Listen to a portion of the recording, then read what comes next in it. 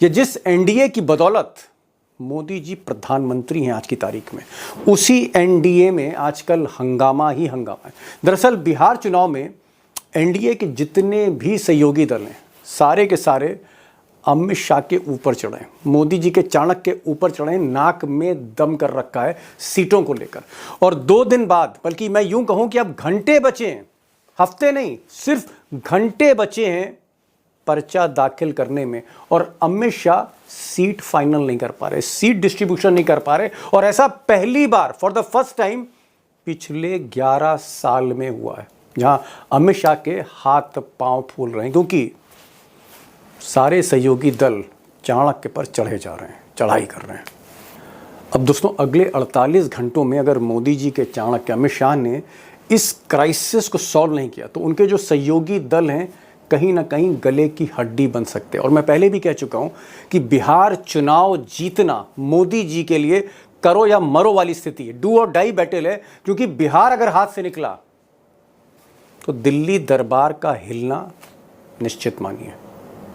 अब दोस्तों, सच्चाई यह है कि बिहार चुनाव में अमित शाह और मोदी, गुजरात लॉबी आप कह सकते हैं, अपने ही जाल में फंसती चली जा रही है। और अपने जाल में इसलिए फंस रही है क्योंकि मोदी और शाह को लगता था कि इस बार चुनाव में वो बड़े भाई की भूमिका में होंगे, बिग ब्रदर होंगे, ज़्यादा सीटों पर चुनाव लड़ेंगे, जेडीयू को कम सीटें देंगे, बाकी जो छोटे पार्टनर हैं उनको समझा लेंगे। वैसे भी अमित शाह को लगता है कि सत्ता में, सरकार में जब सारा सिस्टम, सारी ताकत हाथ में हो, तो फिर हर नेता से डील की जा सकती है, हर नेता को सेट किया जा सकता है। लेकिन बिहार में ऐसा उनके साथ हुआ नहीं। अब नीतीश बाबू के बारे में कहा जाता है कि भाई आजकल उनकी तबीयत ठीक नहीं है, वो बीमार हैं, नासाज है उनकी तबीयत, उलूल जुलूल हरकतें कर देते हैं, मनोदिशा ठीक नहीं है। सच्चाई ये है कि आजकल उनका दिमाग कहीं ज़्यादा प्रोएक्टिव है और अमित शाह को, चाणक्य को अपनी उंगलियों पर नचा रहे हैं।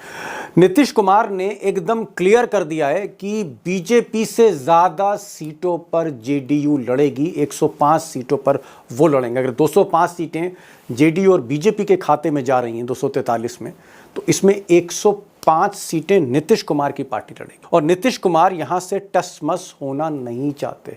उनका ये भी कहना है अमित शाह को कि बाकी जो सहयोगी दल हैं इन्हें आप एडजस्ट करिए, ये आपकी जिम्मेदारी है।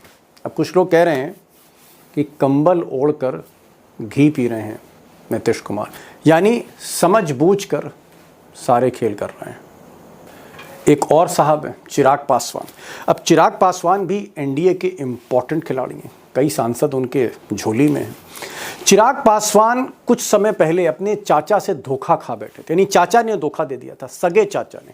और पासवान को लगता है, चिराग को लगता है कि इस खेल के पीछे कहीं ना कहीं अमित शाह थे।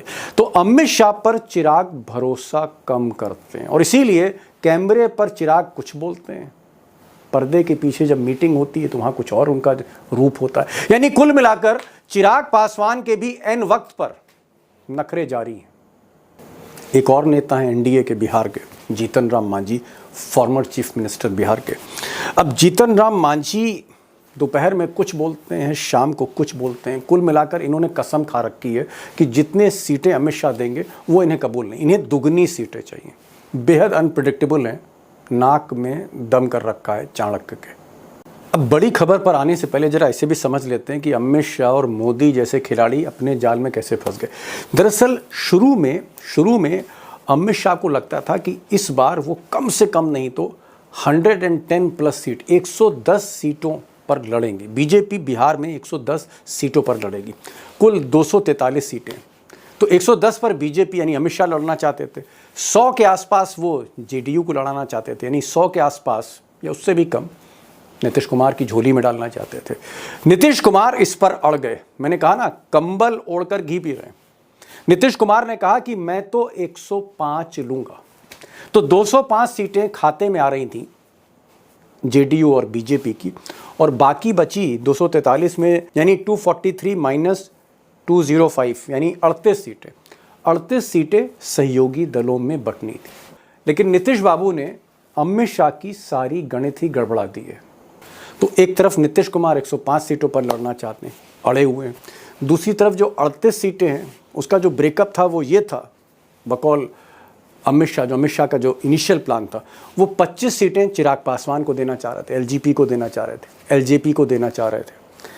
मांझी को वो 7 सीटें देना चाह रहे थे और जो तीसरे साथी हैं उपेंद्र कुशवाहा उनको वो 6 सीटें देना चाह रहे थे। लेकिन चिराग पासवान 25 की जगह 40 सीटें मांग रहे हैं, मांझी 7 की जगह 15 सीटें मांग रहे हैं और मांझी ने तो यहाँ तक कह दिया कि अगर 15 सीटें नहीं मिली तो वो चुनाव ही नहीं लड़ेंगे, यानी उनकी जो पार्टी है हम वो चुनाव से विड्रॉ कर लेगी। इस तरह की धमकी अमित शाह को रात दिन दी जा रही है।